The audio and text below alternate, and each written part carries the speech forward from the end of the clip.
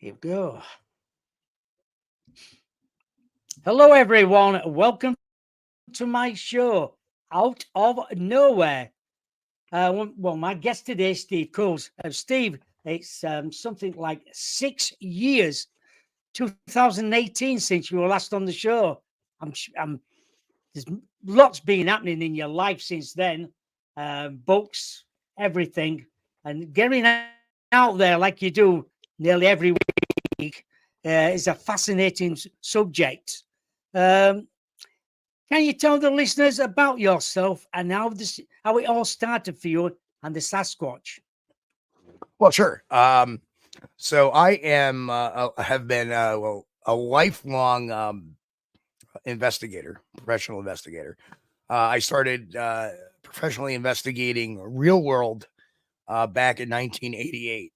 Um, and as a child, I had this fascination with Bigfoot because my father sat me down with this movie called Legend of Boggy Creek. So I got really into that because it opens up with a small child about my age in that particular book or I'm sorry, movie. So as I got older, I forgot about it. Being a teen, I'm more worried about cars and girls rather than some mysterious hairy beast running around the woods. Um, and in 1998, a friend of mine said, "Hey, have you checked this book out?" And it was about Bigfoot sightings that were relatively close to where I lived.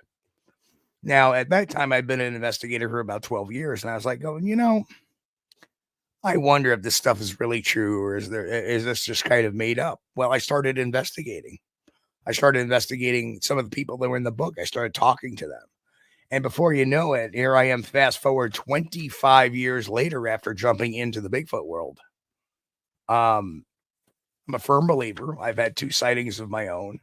Um, I am skeptical about a lot of evidence because I believe that each case needs to be treated separately rather than, oh, well, if they saw a Bigfoot, it's got to be Bigfoot. No, it's got to be logically looked at and vetted and all that. So that's my beginning. Brilliant. Tell us about your sighting then. Well, my first sighting was in 2011. And I had my team we were out doing an expedition in what I call my research area number one. Um, and what we ended up doing was we were all in the campfire, and we were all joking around, eating some food. We've been out for a few hours, brought everybody in to get refreshed, do a little bit of a debrief, and then we were going to go back out again.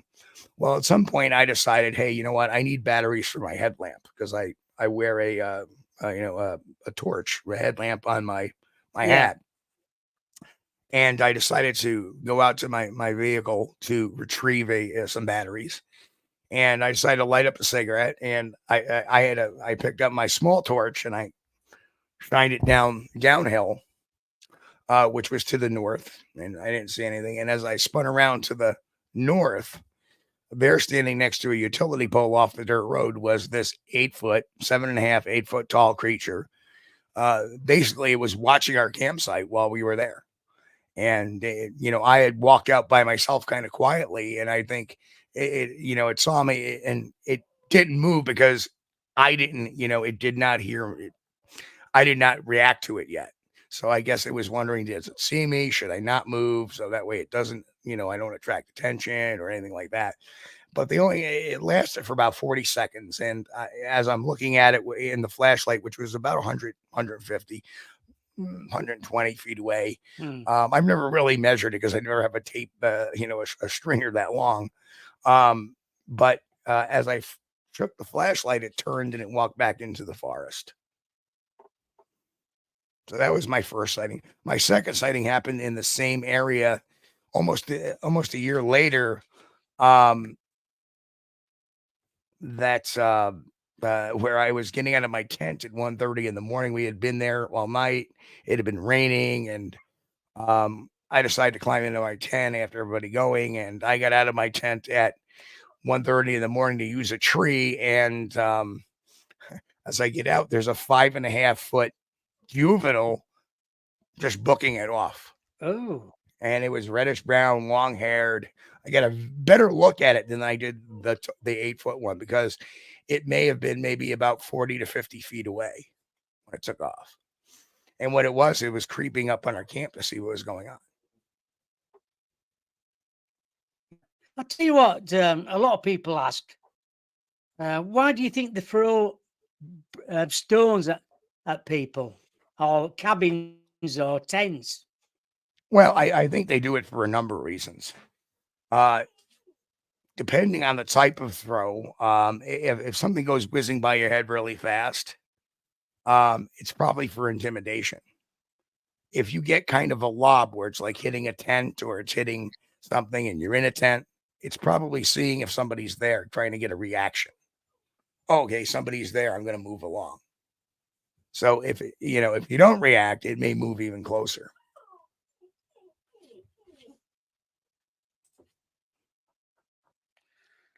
Oh, he's back again. Hey, no, I didn't leave. Anybody in that room? Anybody in the chat room got any question? Put them in capitals, and then I'll read them out to Steve. I know before the show started, you said you wanted to read something out. Oh, yeah. And I see Rebecca has a question. Did I notice a bad smell? I did not notice a bad smell during my encounters, but when I had gotten my track in 2006, we had actually heard that walking around us, and I got a really bad smell then, and it was there, and we heard this thing kind of walking around us. It left, and as soon as we stopped hearing the noise, that smell went away again. And then we find the track, and we found one of the tracks which we cast that night. And then the next morning we came back in daylight and found the entire trackway coming up the hill and around us.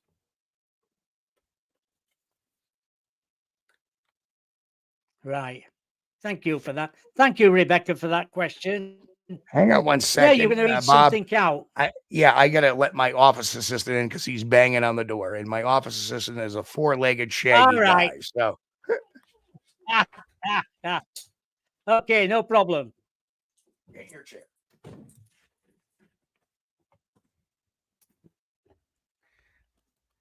Seems like every time I broadcast, he's got to be sitting in the chair next to me. I like it.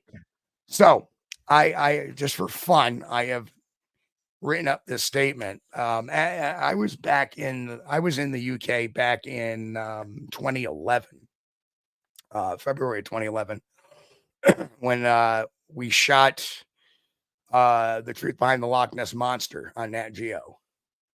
And I flew into Gatwick, and then we jumped, and I actually stayed in Inverness. I actually stayed at Alduri Castle when I was there. And so I learned a lot. I mean, you hit the ground running, and it's really, it's like, wow, the differences in language. Even though we have common language, we have different ways of saying things, different ways we pronunciate things. So this is a quick few paragraphs, take about a couple of minutes to read, which I found some Americanisms in there, as well as some pronunciations, the way we pronounce things, and hopefully everybody will get a good laugh out of it. But I'd like to do a small presentation on becoming acclimated to the process of taking out the trash in daily life activities. This is an easy process, so don't be nervous as long as as a long-tailed cat in a room full of rocking chairs. Once removed from the can, we decided not to take the elevator, and proceeded down the stairs to make sure we were wearing a sweater, carrying a flashlight, and perhaps even a small umbrella. Ensure you don't slip into any puddles in case there was a shower. After all, you don't want any insurance claims. After placing the trash in the receptacle, I realized the trash had been picked up by the garbage truck 5 minutes earlier. Well, better late than never. At least the old lady won't be madder than a cat on a hot tin roof.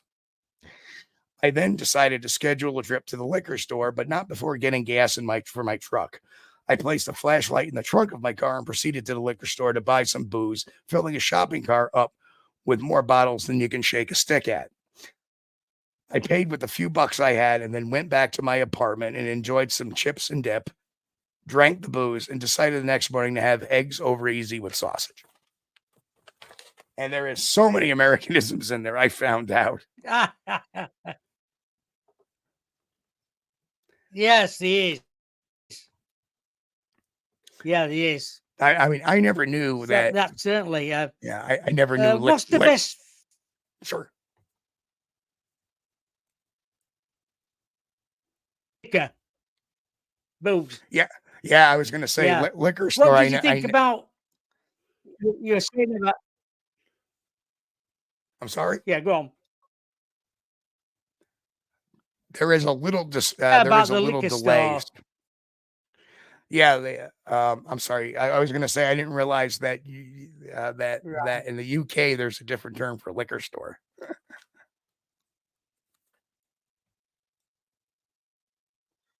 I think it's called license. Off license. Yeah. Yeah, and I know flashlight is a torch. License. Yeah. Yeah. Trunk is a boot. Yeah. So there's a lot in there that.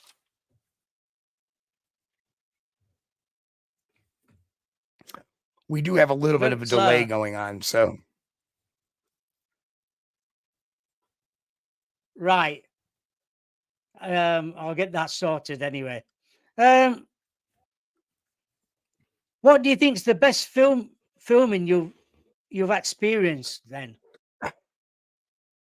Of Sasquatch. The best Bigfoot film out there has to be the Patterson-Gimlin film. By anybody. By anybody. Followed after by Paul Freeman, the Freeman footage. I am leaning on both of those films to being authentic and not a concoction or a hoax.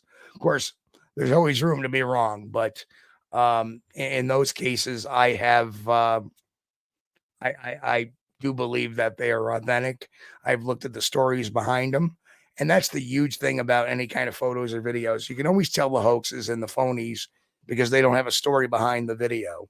You know, it could be, oh, here's this video of a Bigfoot I took here, and you get 5 seconds. Whereas in both instances of the Gimlin, Patterson-Gimlin film and the Freeman film, we have this instance of where there's all this information out there about where it was, what time it was, what time of day, what time of day it was, how it occurred, what happened beforehand, what happened afterwards. And we're getting a lot of video to go with it. Like, if you watch the complete Freeman film, it's over 9 minutes long. You watch the Patterson-Gimlin film, because of the different type of media, then you have short spurts of, well, here they are coming down a canyon on horseback, and here's some others. And then even afterwards, they have the film of them, casting the tracks. So you do have this long line of documentation in both those instances. And for me, that says volumes. What do you think why do you think people try and fake things then? Well, this is actually going to be the big topic of a book I'm releasing. I got a new book release coming out in May. Actually May 31st. And it's called The Psychology of Bigfoot. And it's about why people, do certain things and why people hoax. There are people that will hoax thinking that they're going to make a lot of money. There are folks, and there have been folks that have made a lot of money hoaxing. There has been another thing that sometimes maybe people just want to play a joke on somebody. But what I find by far is the biggest why people hoax is because they have some type of psychological need to feel important or to need to belong to a community and feel special within that community. Like it's not enough just to join the community, but I got to start seeing Bigfoot every other day and keep saying I am to be elevated in that community.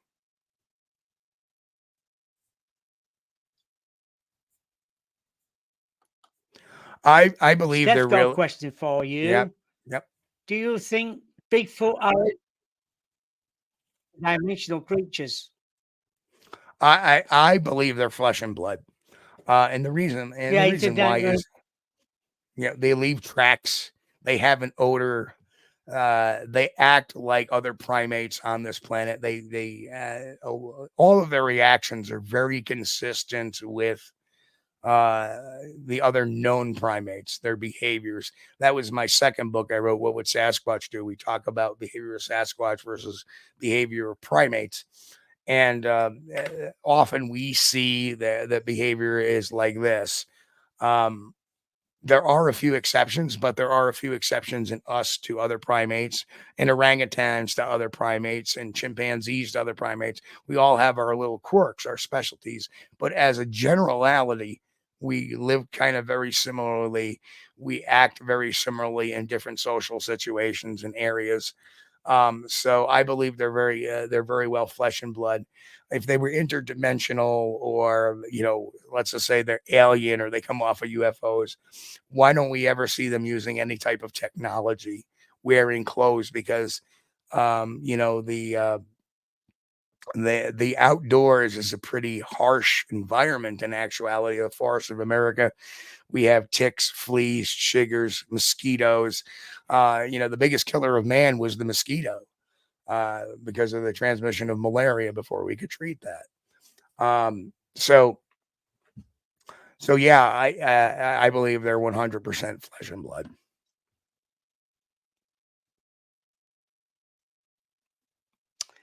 One from Rebecca.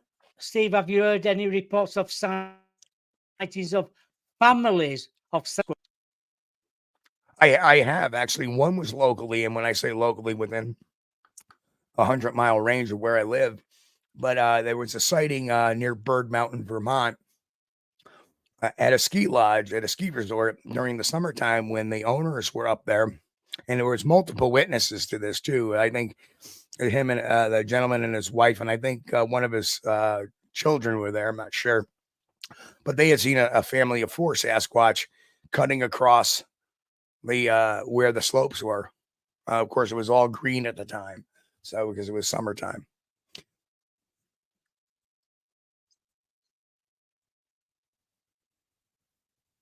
Yeah, yeah, another one from Steph. What's these thoughts on our scene over here in the UK?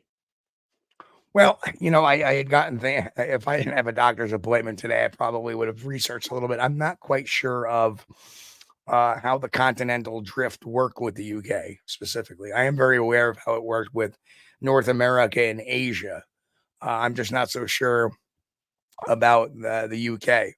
If the UK was at one time part of, and it did not have the English Channel between it at one point in time, I believe there's a possibility. Absolutely. And I noticed that Ursula had said something about Bigfoot are very intelligent. Um, Actually, all primates are intelligent. Chimpanzees, Hmm. gorillas, apes are incredibly intelligent. But being intelligent doesn't necessarily mean you use complicated tools, or you may not be that advanced yet. They are very intelligent, and you would expect. I mean, I always tell a story of Jane Goodall when she was internship under Dr. George Schaller. They tested this chimpanzee, and what they did was they put a piece of pipe in the room and a banana in the middle of the pipe, and the the banana could not. You could reach into the pipe, but the chimpanzee couldn't reach the banana from either side. But what they did was is they placed a broomstick next to the pipe, and they wanted to see if the chimpanzee would make the connection and push the banana out with the broomstick. Well, they had watched this chimpanzee acknowledge the banana in the pipe, acknowledge the broomstick, but never quite put one and one together. And they were just about to give up. And on the 13th day, they brought the chimpanzee into the room, and the chimpanzee went right to the broomstick, grabbed it, pushed the banana out, grabbed the banana, and ate it, which means that chimpanzee was problem solving without being in the room, meaning that they have abstract thought and they have pre-planning, Right. right? So, and you got to understand, if you don't think chimpanzees are intelligent, they have 98.6 of our DNA. There's only 1.4% off from our own DNA. So don't think they're not intelligent. They're very cunning. As chimpanzees, they can be very cunning. They hide their tracks, by the way. Chimpanzees do. They use trees to communicate. Use rather sticks to communicate by banging on trees. They throw rocks and they throw other things. So they do a lot of stuff that the Bigfoot's been reported people saying they're doing. But when people start interlacing interdimensional stuff, there's no scientific basis to that at all. Other than the fact that there's been people who have claimed to see that, but there's a lot of psychological, again, psychology of Bigfoot. There's a lot of psychological reasonings why that may occur. Well, the Bigfoot just disappeared in front of me. Well, there's something called post-traumatic regression, that if you're not expecting to see a Bigfoot and it's not in your brain, it's not you look at it for the first time. Now your brain's like stunts, and then boom, it's gone. And it's because of regression and traumatic regression, because your mind is like, oh, I'm seeing this thing that looks monstrous. I mean, think about the size, the hair. I mean, it's the boogeyman incarnate.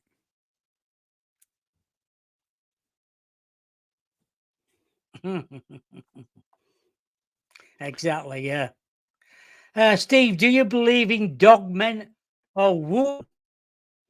Well, that's not my area of operation, so I can't really judge it. But if you're asking my opinion, it sounds kind of odd to me, because the hind legs of a dog, which some people have described a dog man like, oh, their legs just look like a dog, but they're standing upright. That's just not anthropologically or even skeletally good for or feasible for an animal to have dog legs to be walking upright. They're not. They're not the anatomy of those legs are not fit for a type of upright type of walking like us. Another question what always people ask: why ain't it been found of a Sasquatch? I'm sorry. Did you say body? Bones of a Oh, Sasquatch bones. being Yeah. found. Okay. So that's actually relatively an easy question. Um, there are some people that will speculate that, well, they must bury their bones. That's not why they're finding them. And that's quite the opposite. When we were Homo erectus, we started burying bodies to preserve the bodies. We didn't want to see them. The reason why we did is we didn't want to see the bodies scavenged by wild animals. If you have somebody die in camp, you got to bury that body. You don't want a wild animal in that camp, right? Disturbing the camp with the body, because that's food to them. So that's the main reason why we don't find bones, is that if they die remotely, the body farm, there's a body farm in Tennessee, and there's a scientific organization. They put a deer carcass, freshly killed deer carcass, in the body farm and let it sit. And within 2 weeks, you couldn't even tell a deer had been there, because, you have insects that will, use it. You will have other animals. You will have animals that eat bone, right? In United States, raccoons, possums, uh, coyotes, even wolves, they will eat bone. And of course, bear will too. They will all eat bone to get calcium. So nature has a great. Now, if you look at it from the other side, people say, well, they found bones of all these other animals. Well, wait, time out. Let's talk about primates. We have here something that existed 100,000 years ago. They died out 100,000 years ago called the Gigantopithecus. Now, I'm not saying the Sasquatch is related to the Gigantopithecus. It is a theory. But if you think about it, how many bones are in record of that Gigantopithecus to prove that it exists? You have a handful of teeth and count them, two jaw bones. We don't have a skull. We don't have a vertebrae. We don't have a rib. We don't even have a femur. We only have a jawbone and some teeth. That's the only evidence in record to prove that that creature existed. And that was only 100,000 years ago. So,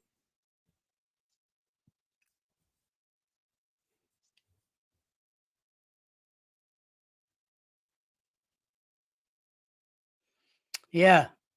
I think, I know, Rebecca. Is there any? Have you heard of anybody having Sasquatch bones? not legitimately. A lot of times people will say, oh, we got the hand of Right. Bigfoot or the foot of Bigfoot. And what it is, it's a bear paw. And if you look at a bear paw next to an X-ray of a bear paw next to a human hand, they look similar. But if you start looking at close detail, you will see that there are differences. But yeah, for the most part, they're bear paws that people come up and say, oh, we got a skeletal remain or a foot of Bigfoot or whatever.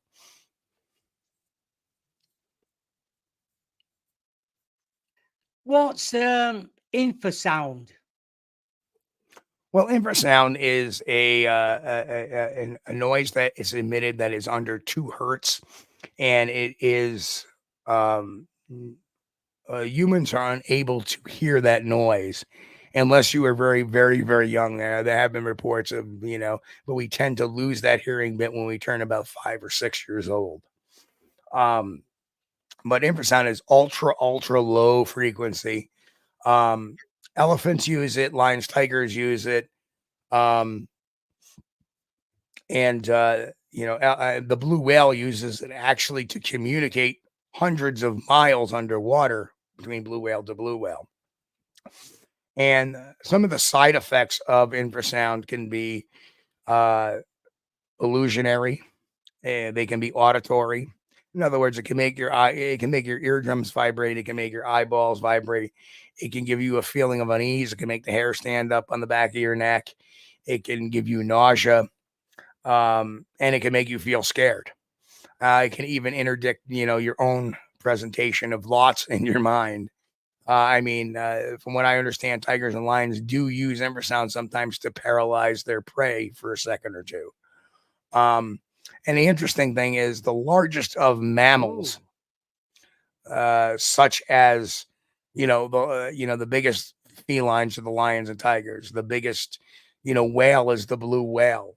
The biggest class in the elephant, and I believe rhinos and maybe hippos are also in part of their class, although I'm not 100% sure. But the rhino is the biggest in their class of animal, and they can use infrasound. So it kind of makes sense that if Sasquatch existed, being the biggest in its class, the primates, that it would have the ability to use infrasound. And that may also explain some of the paranormal or supernatural effects of the Sasquatch, like, oh, it just disappeared. Oh, I saw an orb. Oh, it told me to get away. The mind speak thing. The directors, I don't know if you ever, there's a movie over here in the United States called Paranormal Activity. It came out about 12 years ago. I don't know if you recall that. But when they were showing that in theaters to the US, everybody was like, they were showing audience reactions. Man, people are jumping out of their seats and getting scared and whatnot. And so I watched it at home, and I was like, well, it was kind of compelling, but it didn't make me want to jump out of my seat. I thought it was really well done. It's kind of, very close to what an actual haunting may or may not look until, of course, the end. But why were people jumping out of their seats? Why were people getting sweats? Why were people feeling nauseous? Because in the theaters, the original film had infrasound layered into the releases. So while they were watching it at certain times in the movie, they would release this infrasound and people would start getting creeped out.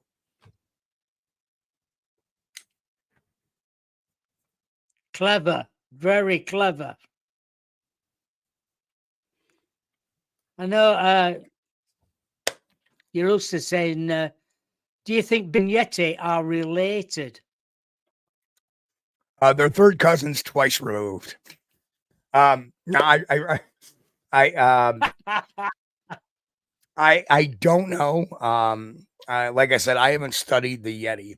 There's a lot of people that will study all these.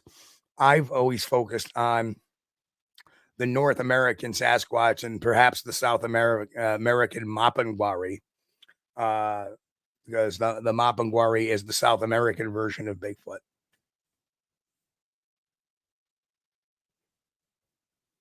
Right. Rebecca's got another question. She's good on these. She's Steve, at do you it think tonight. its diet consists of both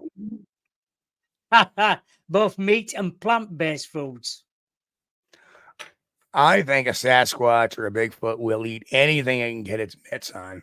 I think it's omnivorous. Obviously, for a creature that size to have its strength, it needs a good source of protein. Um, so I believe that they will feed on deer, they will feed on rabbit, and whatever else they can get their hands on. There's been reports in the United States of people have hunters having their deer mysteriously disappear, and they can see it being the marks where it was dragged away into the wood line. And I'm talking, it's in the scores. It's not just a couple; it's a number of them. There's been even cases, and this is a little rare, but there's been people who've reported that their deer lockers were raided by Sasquatch. They all of a sudden their deer and their deer locker is gone at home. Like they may have a farm and have a little outshed, and they'll hang their deer out there, just after dressing, or prior to dressing, I should say, and Yeah. they'll notice where the deer go, and then they'll notice drag marks on their property. So yeah, it's entirely. It's most likely because there's also been Bigfoot's reported at dumps. What are they doing at the dumps? They're looking for food. They're looking for trash refuse. There's been Bigfoot reported in trash cans right here in upstate New York. So yeah, there's a lot of different reasons why I believe they're omnivorous. Where do you think they live? Do they live underground or above ground?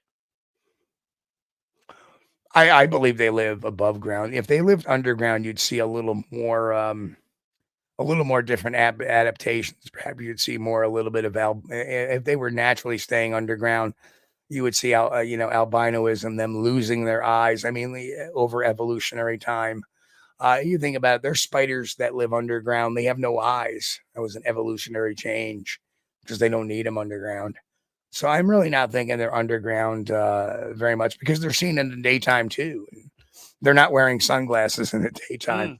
Uh, um, so yeah. Other than that, I think all the older Bigfoot moved to Florida when they hit a certain age.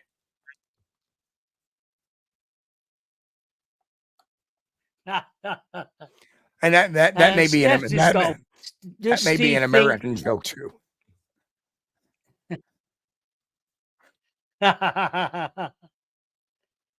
Does Steve think that Bigfoot is harmless? Oh, I don't know. The oldest nation stories talk about killing and eating tribe members. Well, here's the very thing. Now, I do not know the UK culture that well, but do you guys have any what they call urban legends? Oh yeah, loads. Yes, we do. Okay, so we have a common Fixed one and here in the United werewolf. States. Okay, yep, we have a very common one here in the United States, and it's about this young teen boy, young teen girl in the car, and they're on a date, and they decide to go parking at a graveyard. And on top of the car, they'll hear all of a sudden they start hearing, and eventually they'll look up and they'll see blood on the top of the car, and they look up and they'll see this hand with a hook on it, and there's a whole story behind it, and and obviously what ends up happening is there are stories made for a reason. And of course, a lot of the Native American tribes in the United States and the First Nations tribes of Canada have a lot of stories of Sasquatch being one with the people, and some even say they've traded with them in the past, and other stuff. So why do we have such? And then you have the ones that Mm. say, well, don't, you don't want to be going out in the woods because the Sasquatch will come in and grab you, and especially the women and children, they'll grab them, they'll kidnap them and eat them or do whatever. That's their version of an urban legend. The whole purpose was that women and children should not go out into the forest by themselves. So, and if we look at Right. if we look at primate behavior, primates of one species rarely attack primates of another species. It does happen culturally in certain areas. There are some chimpanzees that will go after monkeys. Yeah. Uh, we do have some people culturally that will eat monkeys, or culturally that will poach gorillas. And think about the reaction, the gut reaction we have to seeing a poached gorilla on TV. It stinks pretty bad. But for the most of us, how many want to crack open and have a monkey arm today for lunch? Sounds kind of, right? That's the natural primate Oh, instinct in yeah. us. That's the natural primate instinct in us. Is that we'll yell at them, we'll scream at them, we'll do things, and this is what's reported in Bigfoot sightings: is that they'll bluff charge, they'll throw rocks, they'll scream loud, they'll escort you out of areas. But why are there no documented accounts of attacks? I mean, like, rock solid document. We always hear these ruminations or these rumors. Oh well, this person was taken by a Sasquatch, and that's where's the proof? It always Oh, yeah. leads to nowhere. Leads to nowhere. But we do have reports of them doing this very primate-like behavior we see in other primates, such as chimps, gorillas. Thank you for that. Steve, do you tend to remain the same? Do you think this tend to same area or continually move on? Well, that is they're not nomadic. No, very rarely. Let's just put that in context. Is that except with the nomads in Saudi Arabia, most people tend to stay put in certain areas, and they move depending on climate and food supply. Your Aboriginal Native Americans here in the United States had their summer homes and their winter homes, and they did that move because of food source and a little better climate, perhaps. Um, if a Sasquatch, and what we've noticed in our area is that there's movement of a Sasquatch in the period of like November to December. They start moving around a bit between the Green Mountains of Vermont and the Adirondack State Mountains of New York.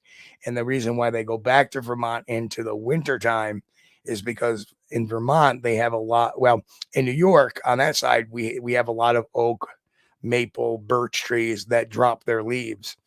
In Vermont, they have a Ah, lot of deciduous fir, so they don't lose their needles. So people will, or rather, Sasquatch will, I believe, will travel there, and there's more cover. And truthfully, there's a lot more food availability. The deer become kind of scarce in the wintertime here as well.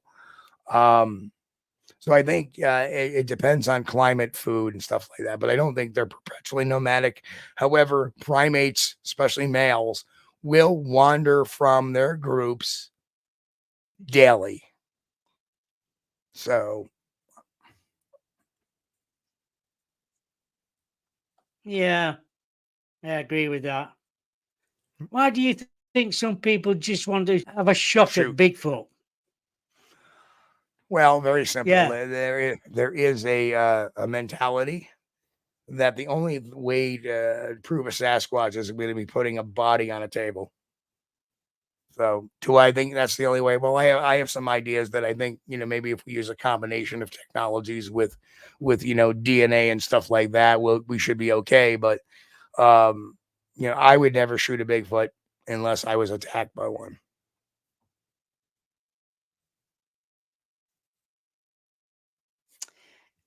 I know in some states it's protected as Bigfoot, isn't it? No, Um, there are some counties in the United States that will protect them. Skamania County is one of them. Um, the village of Whitehall is another one, and there's another one. It escapes me at the time, but those are two examples, and those are not based on state legislation. They're actually based on county legislation. At least here in New York State, New York refuses to acknowledge they exist. They say it's a figment of the imagination. Oh, do you think the government know about them? I think they know about them. I don't think they're actively covering it up because it has nothing to. The only thing a government will cover up unless it has something to do with national defense, which can explain why they've been covering up, UFOs slash UAPs, the last 60 years, going on Yeah, 70 years, I should say. But as far as the Sasquatch is concerned, uh, yeah, they may have a look the other way and deny if asked type of policy. Um, some government officials, yeah, may cover it up locally at a level or say something locally at a level. Because think about it, you're in a rural county in, say, Georgia in the United States, and all of a sudden somebody finds a bunch of Bigfoot tracks near this lake, and it's a popular lake. Now the sheriff shows up. Do you really think what his mind will think is, oh my God, I'm going to have a bunch of Bigfoot hunters down here with guns, and they're going to end up killing somebody and they're going to end up hurting somebody? That's the purpose. mm. Has nothing nefarious to do. Well, we can't let the secret of Bigfoot come out. Nothing to do with that at all. Ursula, guten Tag, danke. Don't you think since social media is out there, people are putting lots of videos on there of Sasquatch what are hoax? I'm sorry, I didn't catch the last part. A lot of people are putting videos of Bigfoot what are not real ones. Oh, same reason. Why do you think they do it? Well, they do it again, uh, joking, trying to get into a community and elevate themselves as somebody being an expert. I mean, I've had a guy in a Facebook account tell me, oh, have you ever seen a Bigfoot? I'm like, yeah, I've seen a couple of them. Well, unless you've seen them 68 times, you have nothing to talk about. You have that kind of attitude. So now you cut this video. Now you cut this video. Now you're ahead of the pack, even though 9 times out of 10, it's going to get a lot of the videos that come out are just merely people trying to get a gas at seeing who's going to fall for it. And in fact, we have a couple of magicians here called Penn and Teller, and they had a Yeah, I show know on 'em. it. Yep, they had a show on a Showtime many years ago, and it was called. I'm just going to abbreviate this BS, and it basically was a bull biological function, right? Um, and they had Mm. actually faked a Sasquatch video, put up a fake video website, and threw it out there to see who would bite. And oh, I bit, but I bit completely the opposite way they expected. That's why I was never on their show. Was I said, nope, this is a hoax, and I was one of the first at the time to actually debunk a sighting off their website by using forensic digital analysis of photos, because the storyline, he was telling the storyline, and then you look at the photo dates and times, and this is before you could mask that data. Um, I look at the date and times, and boy, what do you know? The date and times were not matching the story. So that told me automatically that this was going to be a hoax.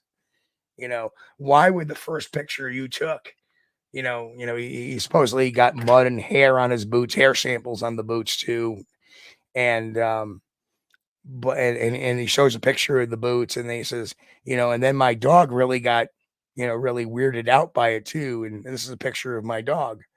And if you're looking at the series of photos, the picture of the dog was actually taken before the boots. The boots were taken the day after the incident. I'm like, when do you want to take a picture? And you're expecting us that you walked out of the woods onto pavement, into your car, into your house with that crap on your boots. Made no sense. So looking at forensic data a little bit that way. No, I'm going to say that And no, let's face it. you must get loads. Let me You must get loads of emails. I get here and there. I get a lot of Facebook messages, but I noticed Steph said, attention seeking, in my opinion, are disinforming the public. No, they're not disinforming the public. That's not their goal. Those videos are out there and exactly that joke. You want to see a good disinformation campaign, and I'm not saying this is government sponsored or anything of that, but you want to see some disinformation campaign. Look at the Ketchum DNA study. That would make an excellent look at this influx of superhuman abilities. I'm going to tell you, 25 years ago, that was a rarity. Now, all of a sudden, we have all these people coming out of the woodwork having supernatural experiences with Bigfoot. Well, this didn't happen 25 years ago. Why not? What it is somebody's planting disinformation. Exactly. That is real disinformation. Not by putting out something that is obviously fake, by putting out something that could get people to stir the pot and cause, that's disinformation. And that's how disinformation works. So a lot of people think disinformation is somebody putting out a hoax. Now, that's the last thing, because you know what? Let's face it. Let's. I'm trying to think of a good real world example of what I'm saying is that. Why would I put out something so hokey to cause disinformation? Makes more sense to put out something real, as information to churn the pot. That's how disinformation works. It doesn't work like trying to get one by one to say, oh, that's not real because look at that hoax. No, disinformation is what it does is it causes people. That's why the CIA and the military, and this is documented, infiltrated organizations like NICAP, which is a UFO organization, and MUFON and QFOS, the Center for UFO Studies. The reason why the government infiltrated with it was to cause internal combustion within the community. And it did. That's the reason why disinformation gets out there. So what you got planned for the future with yourself then? And then carry on investigating? Well, I'm continuing on with my shows. We have a new show now. We do it Friday nights at 7 p.m. Eastern over here. We're 5 hours behind you guys, so that would probably be midnight. Yeah. You're 5. Yeah, midnight. From 9. Yeah, that'll be I'm 7. sorry, 5 from 9 p.m. to so 9 p.m. would be 10. like 2 in the morning with you guys when we go on. 2 in the morning. Yep. So we do a show at 9 p.m. Eastern rather on Friday nights called the Bigfoot News. And that's what I'm working on next today. And on Sunday nights at 9 p.m. Eastern, we do Squatch DTV Live, where we, may have a guest on and we talk all kinds of, we try to feature the guest or a particular topic that night. I am coming out with a new book. I did write a book in 2020 called The Sasquatch Playbook, and I take a look at all these classic cases and just look at it from a skeptic's point of view, because looking at things from a skeptical point of view will give us a better way to answer the questions. And finally, I got a book coming out May 31st called The Psychology of Bigfoot. And that's all about not necessarily the Bigfoot's mind, but the people who report them, both legitimate and dishonest. And it gives you some insight to what goes on in the mind of a Bigfoot witness and inside the mind of a Bigfoot hoaxer, or inside the mind of somebody that thinks they're seeing Bigfoot all the time and is blasting it all over Facebook. Exactly. And it happens all the time. I know Steph's just saying the Pattison Gimlin footage is the real deal. It's definitely some of the best footage she's seen. Well, it definitely is the best footage I've ever seen myself too. And like I said, it's got a lot of documentation behind it. It's been examined. The timelines have been examined. Everything makes sense. There's multiple, not only 2 eyewitnesses, but you have scores of secondary witnesses, which if you ever understand, and I discussed that in the Sasquatch playbook too, the importance of secondary witnesses. When I talk to a witness, I'll ask them, well, who'd you tell? Well, I came home and I told my wife or I told my husband. All right. Mind if I speak to him? And it doesn't matter if, she's crazy or he's crazy. Doesn't matter. They're confirming that this guy went home and told them the story. Exactly. So that's kind of the They didn't importance want of to say secondary anything. witness. Yep. Of course it is, yeah.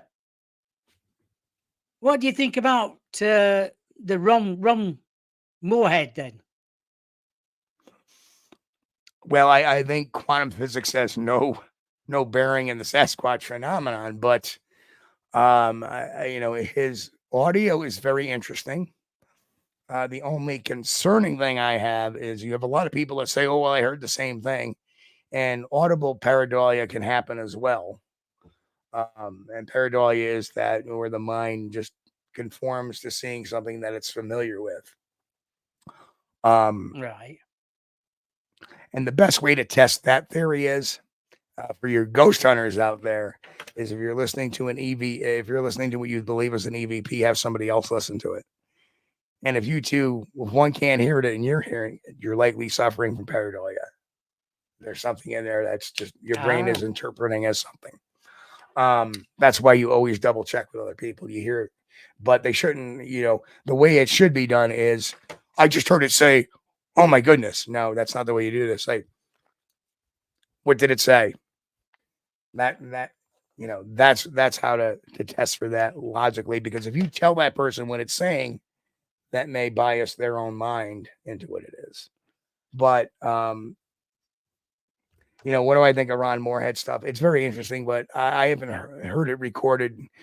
And supposedly there's a lot more recordings going on. We'll see, but nobody has ever duplicated that, and that's discouraging. And people say, well, nobody's ever duplicated the Patterson Gimlin film, which is true. But I think in 1994, I think Paul Freeman did. I almost called him by his son's name. I believe Paul Freeman repeated that. Back in '94. But I vocally, you would think if this is the way they communicate, we would be hearing that a lot more in some of these other audio recordings. And I myself got an audio recording. Well, actually, I didn't. The documentarian I was with got an audio recording, and you can check out my YouTube page for that recording. But we got a single whoop one night that came out of nowhere. It was relatively close, and it was clear as whistle. Again, another Americanism. But it was loud and clear. It's never been duplicated, so that kind of makes me doubt a little bit. So on the fence with that one. I wouldn't want to think he is hoaxing. I mean, I met the guy. I don't believe he's a hoaxer, to tell you the truth. It maybe was somebody doing it to him. I don't know if it was a hoax. But that definitely, I don't know. I believed it was. The interesting thing is, though, I will add this whole switch to this quantum physics stuff, and I really feel that the reason why some people, like if you listen to Ron Moorhead's audio tapes, or I have them on CDs actually, and I have them digitalized.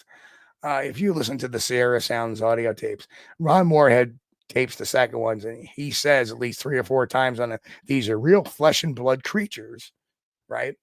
But now fast forward, 40, 50 years after that, now he's thinking about maybe quantum, because sometimes we have anthropocentrism where we feel our species can answer the whole everything, and our mind, it's naturally built into our mind. And really super intelligent people sometimes will go, well, I've tried everything to prove these things are real. I've looked, I've done this, I've done that.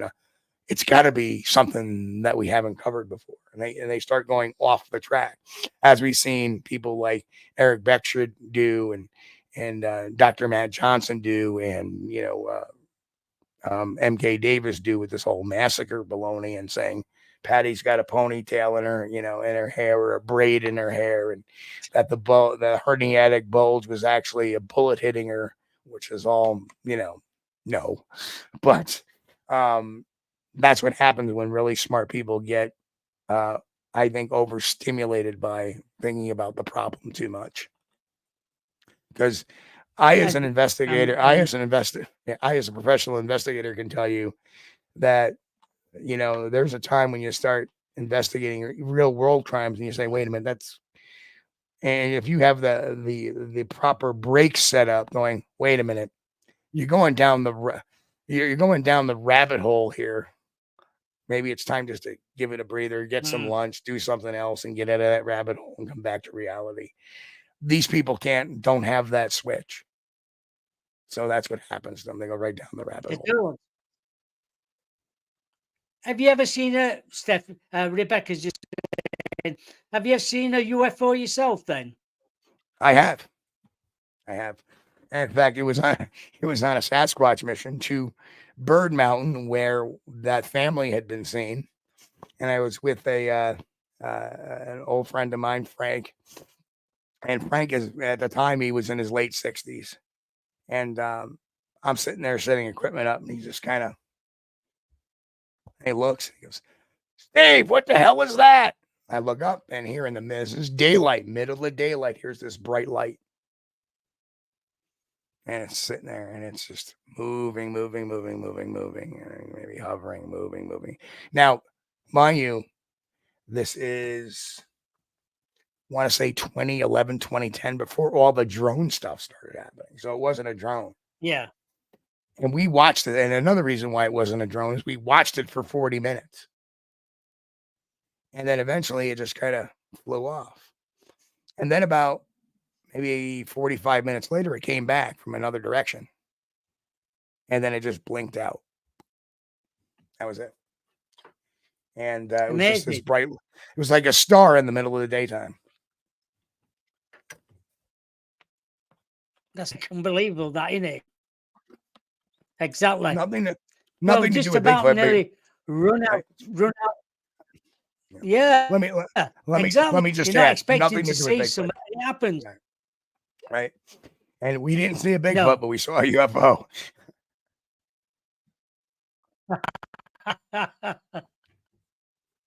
Right then, where can people get your books?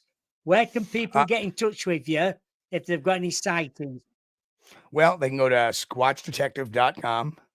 For any contact with me, you can contact me. There's a contact tab up there. You can go check that out. Get my books on Amazon. Just Google my name, Steve, Kulls. The books will show up. You can also go to the website at squatchdetective.com. And if you scroll around, you'll find the 3 books that are so far out there. Yeah, 3 books out there. Just click on them. It'll take you right to the Amazon page. We do 2 podcasts. They can be found at squatchdtv.com, all one word, squatchdtv, or youtube.com /@squatchdtv, all one word. Brilliant. Well, thank you again. I won't leave it too long this next time. Yes, I hope not. I love talking to my friends. Long time. It is. I love talking to my friends over the pond, and I miss you guys. I love being over there. You got a beautiful country over there. I enjoyed it so much. And you know what? There's nothing like black pudding for breakfast. I don't care what anybody says. I love it. I'm going to say in Scotland, haggis for breakfast.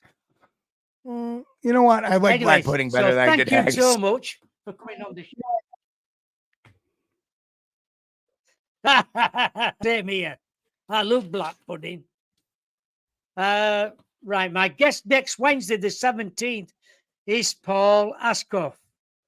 He's been on the show before, I'm going to say, but it's 2 years ago since you were last on. A great character. Going to talk about lots about UFOs and different things in the UK. Everybody said, what a great guest we've got on tonight. Thank you to Steph, Thank you. Rebecca, Great Joanne, audience. Diane, Stargazer, and thank you. Thank you so much, Steve. You take care Anytime. and have a lovely week. You as well. Take care. Thank you. Bye for now. Bye.